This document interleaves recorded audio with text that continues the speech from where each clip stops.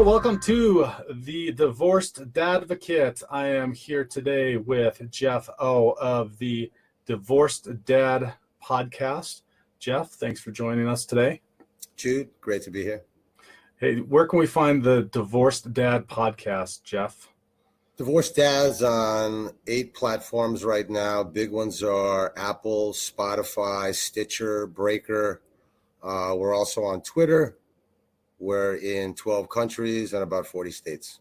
That's fantastic. Can you share with us a little bit about where you're at in your divorce and how many kids you have, and just a little bit of background around why you decided to get involved in Divorced Dad podcasting?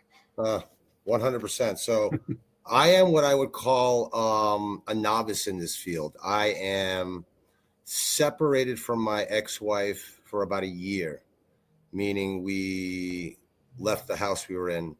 I did the uncomfortable 3 months on the parents' couch as I licked my wound.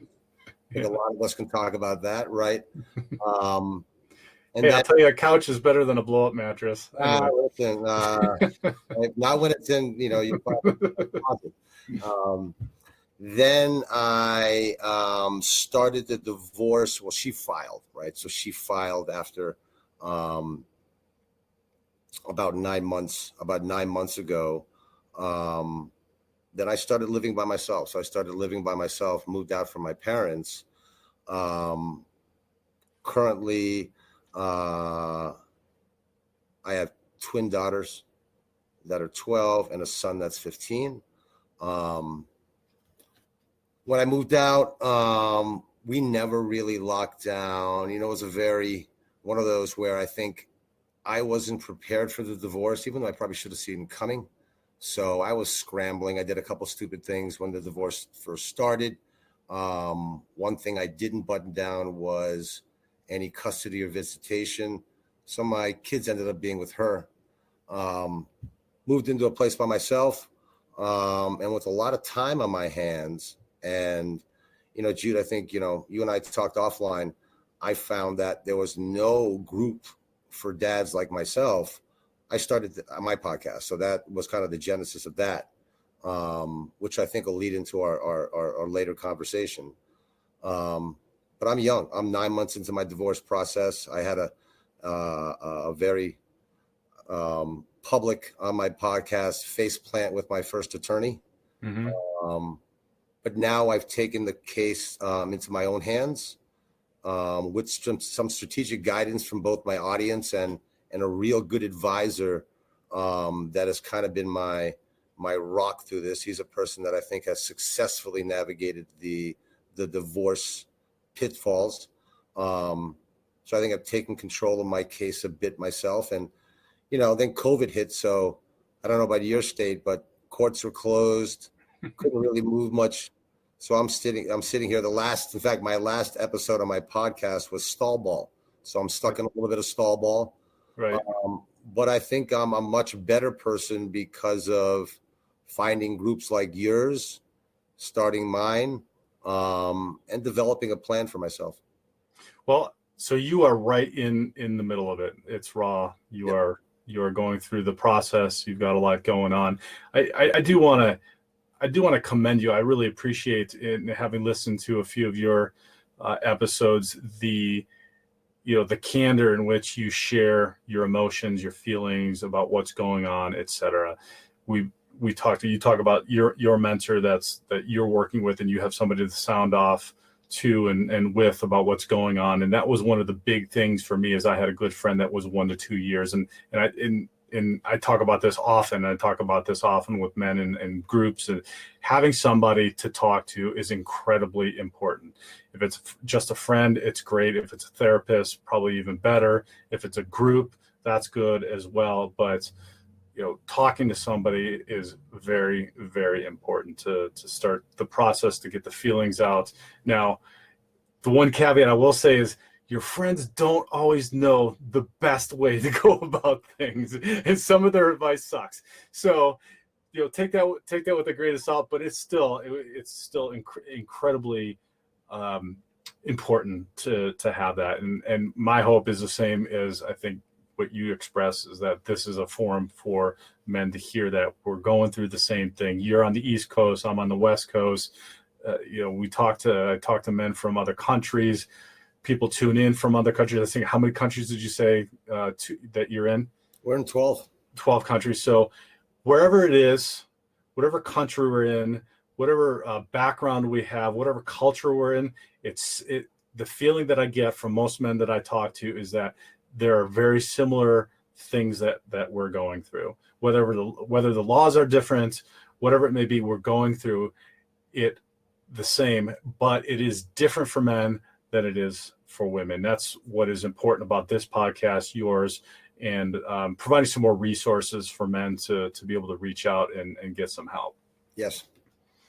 Absolutely. And I think maybe in the future we talk about that self-representation thing as well, because I've been through that too. And it's very interesting. The law is very interesting, and going through that is very interesting. The court system is very interesting, but that's a whole nother episode. What we had talked about going through and talking about today is self-care through this process. Now I'm much further down the road. I'm divorced 8 years in July. So I've gone through some of the stuff that you're going through now, but then have also gone through dating and co-parenting and some of that stuff.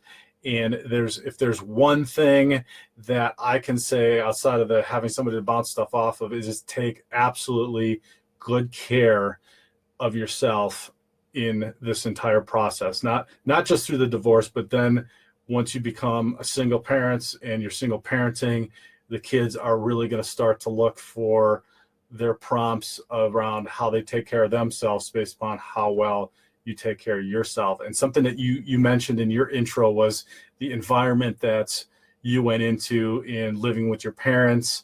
And I went to the basement on the blow up mattress. So, and we all have our different stories around that. And we probably talk about that over a beer sometime, but creating that, one of the things that I found and that I talk with men about is creating that environment for yourself. And that might look like when you get a new place, or if you keep the house, finding a way to make that environment your own and make it a place that is good and healthy for you.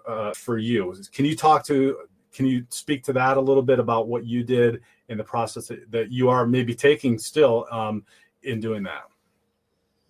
I think for me was, and we talked earlier, that initial bridge of the parents' place, I think was tough. But you look back at that and say, and I'm sure you'd say the same thing.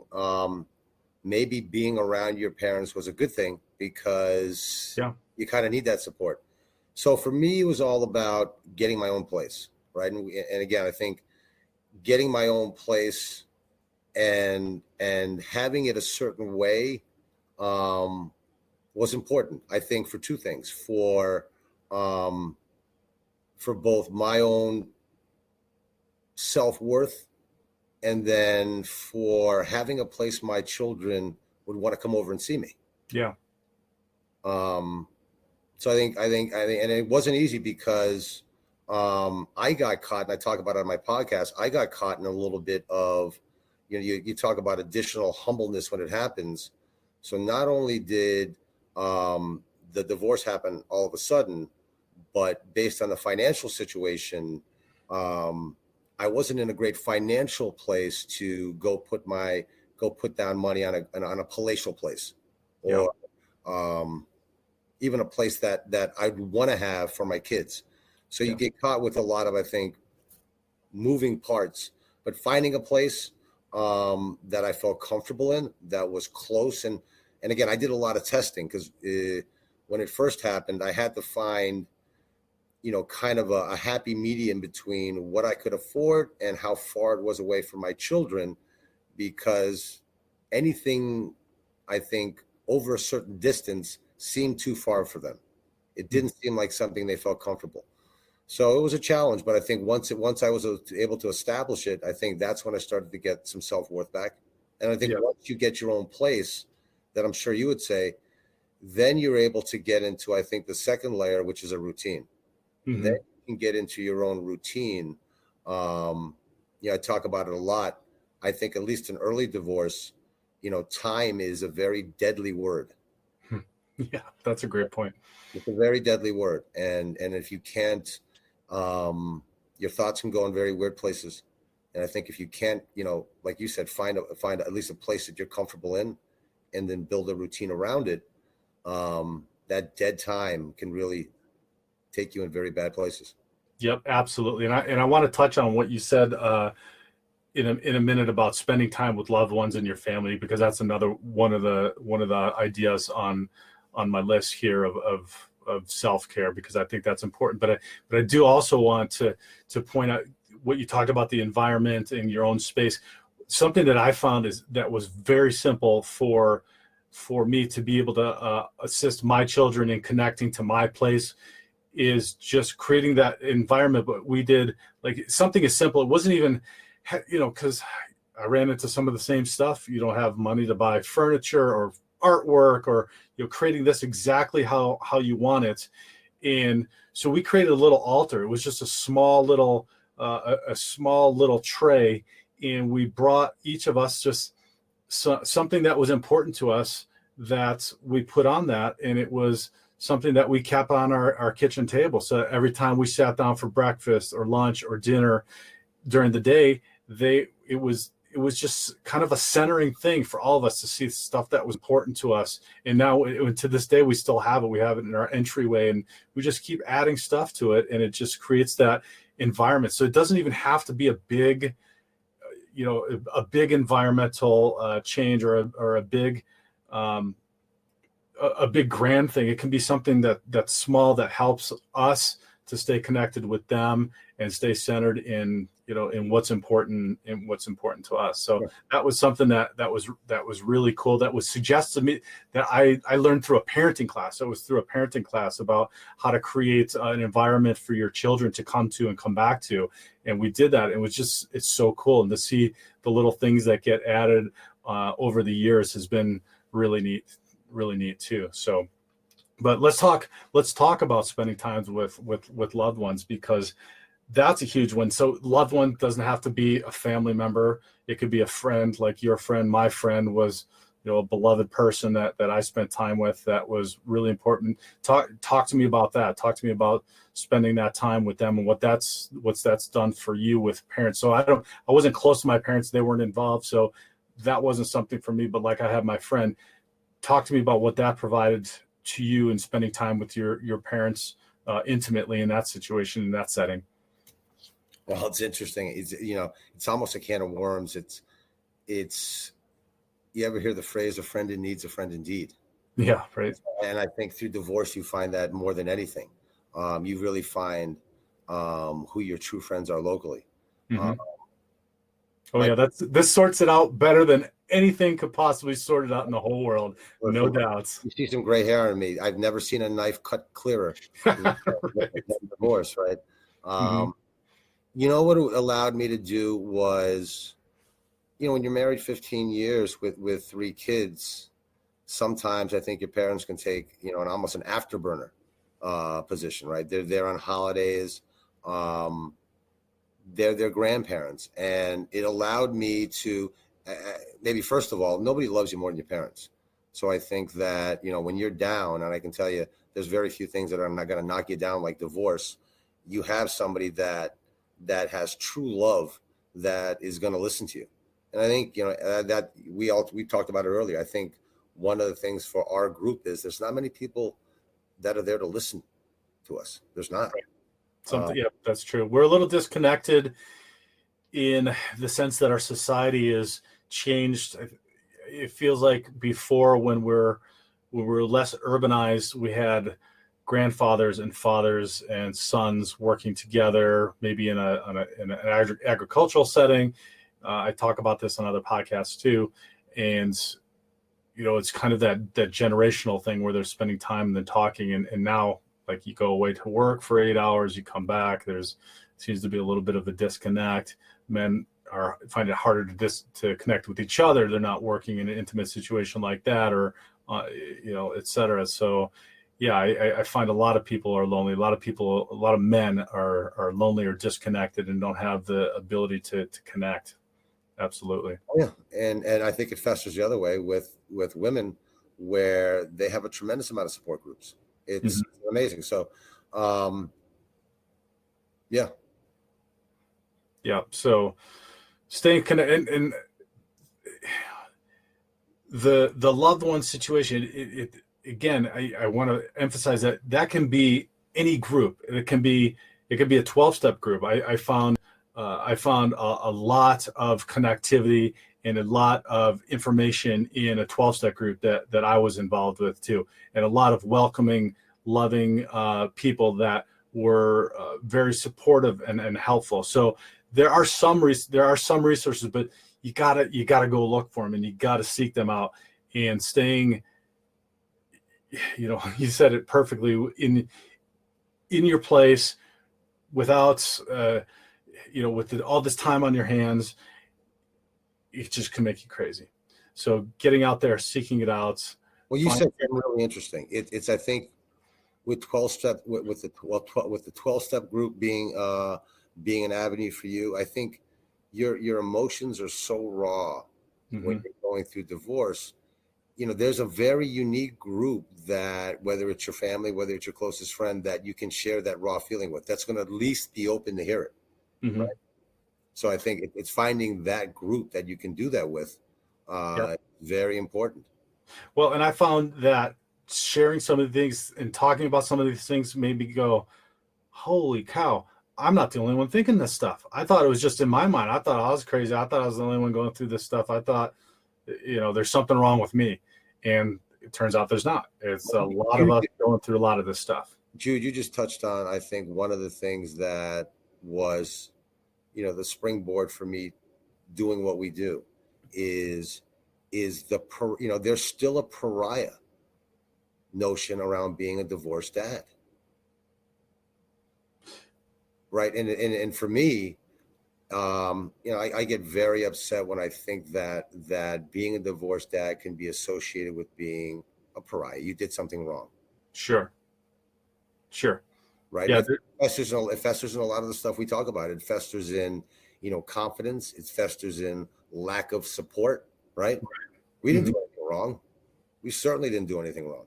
Well, hey, I know I've done a lot of things wrong. I mean, it doesn't make me a bad person, but taking that time and spending the time, we were talking offline a little bit about taking the time to, to get your thoughts together, to learn how to deal with your feelings, let them come up, start restarting your life, starting your life over again. And that's all really incredibly important. And we talk about these groups and having all this stuff, as the resources are scattered and it's hard to find. Talking to If you have the ability to talk to somebody that's a professional, I think that's a huge opportunity. I don't know that if you've done that or not. I know that I have. It's incredibly helpful. Now, not all therapists are just like just like not all attorneys are created equal. So it's important to interview and find one. But the stigma around that, I think I'm finding is going away a little bit about talking to a therapist. I know that, being men, we want to be macho, and I grew up in an Italian Catholic family, and basically, if it wasn't in your face, it wasn't happening. So we're sweeping it under the rug Right. and not talking about things. And so when I finally got over that hump and said, okay, I'm going to go talk to somebody, because like we said before, also our friends don't necessarily have the best advice for us. It was a huge thing, and it's a cost. It can be challenging, but I think it's a very, very good thing if you can do it. Oh, 100%. I mean, I think it gives you so much mental health. Yep. And to your point, I think that, and I have gone, and I used it personally for myself initially because for anger management, because I Okay. was extremely resentful of my wife, and I tell you, it really helped me release from that, Mm-hmm. which I think we all know allows us to start to rebuild. Yeah, and we get stuck in these patterns, and sometimes it is much easier for somebody else to look at those patterns and point them out and put you in the right direction. I can't tell you the number of times, whether it was a therapist or a friend, or I could tell you my 10-year-old daughter pointing out a very significant pattern in my relationships that she figured out in 4 weeks that took me, it's taken me 4 decades not to figure out. So it's good because it just shakes you out of it and helps you to grow. And that's just, it's a healthy thing. It's a good thing. And it's a good thing for the kids also and for yourself. So cool. So the other thing that I found incredibly helpful for myself was taking physical care of myself, whether that be exercising, eating right, getting enough sleep, or all of those things. Like doing all of that is huge, because we've got this mental physical connection that's going on. And I don't know about you, but I find if I don't get enough sleep, for an example, if I don't get enough sleep, man, I'll tell you what, I'm shorter in with my daughters and in dealing with stuff with them. And I know that I need to get a certain amount of sleep. Now, I've also found that I need a certain amount of exercise and I need to eat right. But this didn't happen overnight. I didn't get divorced, but over the 8 years, I've slowly started to figure out some of these things. Is there anything like that that you've been doing? Any routines that you've been creating that has been helping you through the situation right now while you're in the middle of it? I think it's almost all the above you said, which is interesting, and it's kind of cool that it's similar. So I'm a huge believer of the gym for a lot of reasons. I go back to time. So the gym, and again, we talked about anger was my initial issue. So going to the gym was a great place for me. I was able to start building a routine, right? So you start building a routine around, I'm going to go to the gym every day at X amount of time. So blocking your schedule, you have less time in your hands. It was a great anger release valve for me. I was able to go there and take my frustrations out on an arc trainer or some type of treadmill. And to your point, your body's relaxed, your body's tired, right? Yeah. You're able to, because again, I found, at least fresh in my divorce, you can spend a lot of nights thinking. Yep. Right. And nothing will put you to sleep better than a workout. So yeah. And then I thought when you're living with kids for 15 years, your diet ends up becoming mac and cheese. Yeah, right. Whatever they don't finish. And chicken nuggets, right? So getting myself onto a healthy diet was another thing, and there's some routine around that, whether it's making a shake, whether it's, cutting up fruit, but and at least myself, I found myself building a maniacal amount of routines to take up time. I love that you say that word routine, because that is, I feel, the key to creating these good self-care. I don't want to say habits, because a habit is like you reach for your toothbrush where it's the same place, but the habits are always used for that. They say 21 days to create a habit, and then 90 days, and it creates a lifestyle change. But by implementing that routine and creating an environment that allows you to continue, you said scheduling also. I schedule my workouts at the same time, or I schedule the time, or have my shake or my smoothie in the morning at the same time. That is fantastic. And that's huge, because you do once, let's say around diet, you just start doing the smoothie or in the morning, a protein smoothie or whatever it is, you start with that. And then that just becomes something that is just what you do in the morning. And then you could just build from that. And same thing with the gym. When you go to the gym, maybe you could start on the bike for 10 or 15 minutes, and then you're up to 20 minutes, and then you're up to 25. And then that just starts building. But it's taking that first step, creating the routine, and loving yourself and caring about yourself enough to do that. And then what I have found is down the road, then when my kids start seeing that, they see that I'm doing that routine.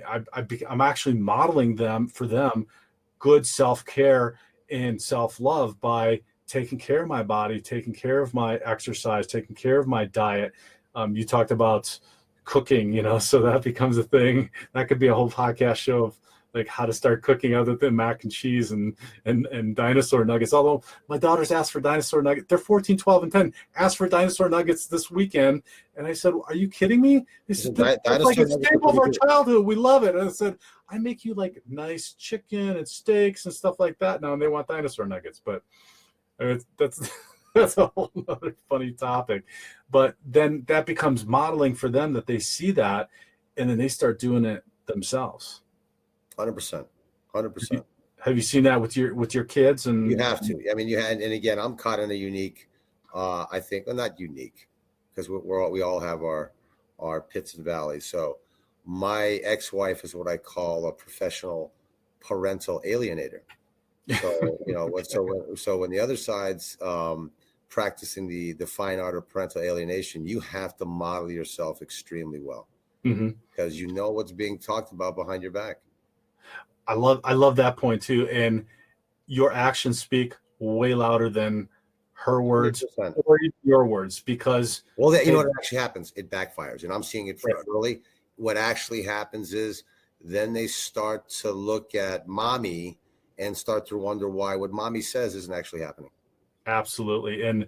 And this is something I have conversations all the time about, and that is that they know what's going on. They figure it out without words, without having to point things out, without having to rebut, having to argue, or any of that. If you are good, you care about what you're doing, you care about your children, you are modeling, they know, they understand, they feel it's more, I think it's more of a feeling that they get. They feel that, and they feel that environment, and they're drawn to it. So no matter what words are said or what criticisms or alienation happens, it completely backfires. And I've got long stories about this. Maybe sometime in the future I talk about and share, but that is a phenomenal point, Jeff. I appreciate that. Please. Yeah. We need to share more, right? Yeah, I think it's important. It's important. And I would welcome anybody listening, watching, to share in the comments, send us emails about what they're going through, what they're thinking, anything, because the more that we share, the more that we talk about this openly, the more that this was a huge challenge, and it still is a huge challenge for me to share my feelings about stuff. The more that we share our feelings about stuff, it's not a weakness. It's a greater strength to be able to share our feelings. So if we can do that, and even if it's just, doing a tweet, or if it's putting something in the comment section, or reaching out just with an email or a call or whatever, I think that's beneficial, and that's huge. And if we can help one person do that, this podcast is, if I do nothing else, it's absolutely worth it. And the 30 minutes that we're spending in talking about this. That's it. And we have to get over the old generation of it's weak to be talking about. Sure. Them, right? Come on. I mean, yeah. What's more important than our kids? Yep. Right? We should be doing anything we can to have a relationship with our kids. Yep. And maybe we get together and talk about that stoicism and how that can be a drawback. There's definitely some positives to stoicism and teaching that to our children and to our young sons, et cetera. But there's also a fine line between it being healthy and unhealthy. So that might be a topic for the future we can come back to. But sure. Jeff, I want to thank you. We're about 30 minutes here, and I really appreciate your 5 minutes. We could have and like we were saying offline, I could do this. I could talk for hours on this. I really appreciate insight. Again, I commend you for sharing your feelings in your podcast about what's going on.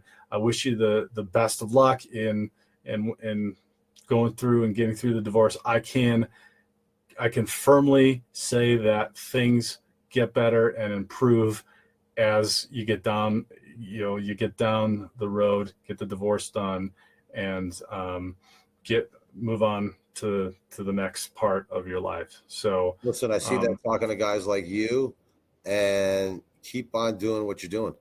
Thank you. So where can everybody find the Divorced Dad podcast again, one more time? check out Apple, check out Stitcher, check out Spotify, check out Google. Find us on Twitter. We're out there. What's your Twitter handle? It is Divorced Dad 17, I think. Divorced Dad 17 at Divorced Dad 17 on Twitter. Yep. Awesome. Um, Great. They'll And find us. Listen, they'll find us. The word's getting out there. They're not alone out there. There's people like us. There's a community of us. yep, absolutely. And we need to start talking to each other and sharing. So we will have a replay of this on the divorcedadvocate.com, which is my website. And again, please, we'll also have it online on YouTube at the Divorced Advocate YouTube channel. Please leave a comment, share this with your friends, and tune into our respective podcasts in the future. Thanks, Jeff. Take care. Have a great night. Take care.